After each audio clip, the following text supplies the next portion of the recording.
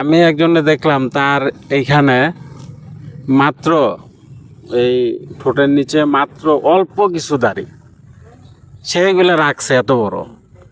তা আমি ভাবলাম আমার এতগুলা দাড়ি মুখ বড়, আমি এগুলা কাটে ফেলি। মাশাআল্লাহ মাশাআল্লাহ। এইটা ভাইবা আরো আমি দাড়ি তারা দাড়ি নিয়ে অনেক কথা বলে।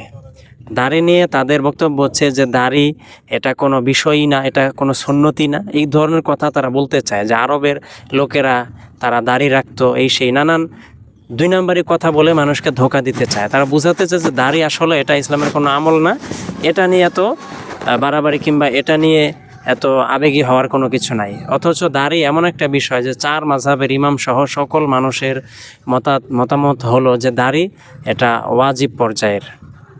দাড়ি এটা ওয়াজিব পর্যায়ের এমন একটা গুরুত্বপূর্ণ সুন্নত, এটা মুমিন জীবনে অবশ্যই রাখতে হবে।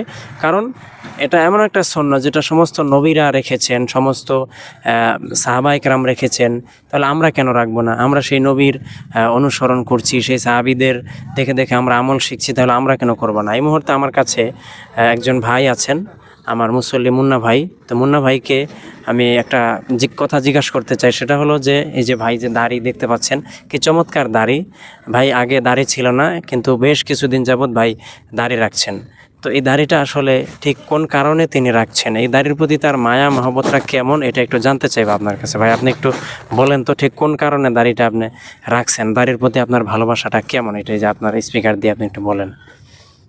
আমি একদিন জুম্মার দিন মসজিদে যখন নামাজ পড়তে যাই, তো জুম্মার ওই হুজুরের কাছে ওই দাড়ি সম্পর্কে আমি শুনলাম। দাড়ির যে মূল ইগুলা কথাগুলা, যে দাড়ি কি কারণে রাখতে হবে, দাড়ির সুন্নতের যে ইগুলা, মানে দাড়ির খুব গুরুত্বপূর্ণ যে সুন্নত আছে, তার মধ্যে দাড়ি রাখা একটা বড় সুন্নত, অন্যতম সুন্নত। এই ব্যাপারে শোনার পরে আমি নিয়ত করি যে দাড়ি আর কাটবো না। আসলে যখন কোনো মানুষ, কোনো মুসলমান পুরুষ, সে যখন দাড়ির গুরুত্ব শুনবে এবং সে যখন জানবে যে তার নবী দাড়ি রাখতো এবং সেই নবীর সাথী সঙ্গী যারা ছিল সাহাবী পুরুষ, তারাও দাড়ি রাখতো, তাহলে এই কথাটা শোনার পরে এবং এটার দলিল পাওয়ার পরে আমার কাছে মনে হয় না যে কোনো যুবক, কোনো মুসলমান পুরুষ সেটা দাড়িকে অস্বীকার করবে। হয়তো সে সাময়িক রাখে না, এটা একটা কথা, কিন্তু সে অস্বীকার করবে দাড়ি, এটা হইতেই পারে না, এটা হইতেই পারে না। আর কেউ যদি দাড়িকে অস্বীকার করে যে এটা ইসলামের কোনো আমল না, তাহলে তো তার ঈমান থাকবে না। আমি তারপর আরেকটা কারণে আমি দাড়ি রাখি, এটা যেটা আমার মনের একদম আবেগ। বলেন আপনি, যে ক্যামেরায় হচ্ছে, আপনি একটু বলে দেন। আমি একজনে দেখলাম তার এইখানে মাত্র এই ঠোঁটের নিচে মাত্র অল্প কিছু দাড়ি, সেইগুলা রাখছে এত বড়। তা আমি ভাবলাম আমার এতগুলা দাড়ি মুখ বড়, আমি এগুলা কাটে ফেলি। মাশাআল্লাহ মাশাআল্লাহ। এইটা ভাইবা আরো আমি দাড়ি রাখলাম। আসলে যারা রাখতে চায় তাদের মনে একটা আশা থাকে, তো সেই আশার জায়গা থেকে অনেক সময় দেখা যায় যে কারো এই অল্প থাকে, 2-4টা, কারো থাকেই না একবারে, ঠিক না? কারো একবারে থাকেই না। তো সেই জায়গা থেকে উনি যখন দেখছেন যে ওনার দাড়ি হচ্ছে, তাহলে উনি সেই জায়গা থেকে আরও রেখে দিচ্ছেন, আল্লাহর নিয়ামত মনে করে যে অনেক মানুষের হয় না, আমার তো অনেক হচ্ছে, তাহলে আমি এটাকে কেন ফেলে দিব, ঠিক না?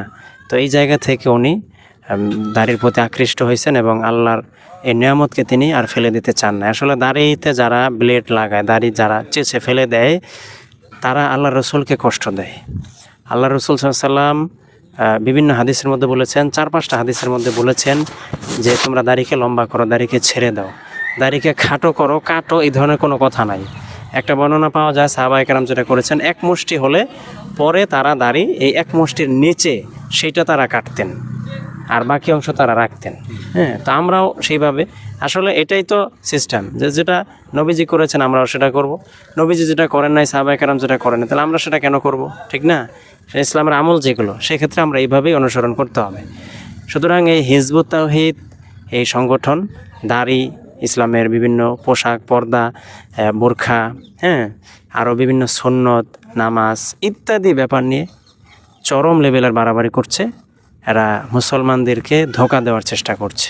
সাধারণ মানুষকে আলেমদের থেকে দূরে সরানোর চেষ্টা করছে, এমন এমন কথা বলে যে কথাগুলো আসলে মেনে নেওয়ার মতো না। নামাজ নিয়ে যে কথা বলে যে নামাজ নাকি সাধারণ মুসলমান পড়তে পারবে না, তাদের পড়ার কোনো অনুমতি নেই। যারা জিহাদ করবে, যারা যুদ্ধে যাবে তারাই শুধু দাঁড়িয়ে রাখবে, আর যারা যুদ্ধে যাবে না তারা নামাজ পড়বে না, দাঁড়িয়ে রাখবে না। এটা কোনো কথা হইলো নাকি? যাই হোক, যারা আমাদের এই ভিডিওটা দেখছেন এবং দেখবেন, আপনারা সতর্ক থাকবেন। এই সমস্ত ইমান চোরদের থেকে 1000 কিলোমিটার দূরে থাকবেন এবং এদের বিরুদ্ধে প্রতিরোধ গড়ে তুলবেন। আল্লাহ আমাদের সকলকে বোঝার তৌফিক দান করেন।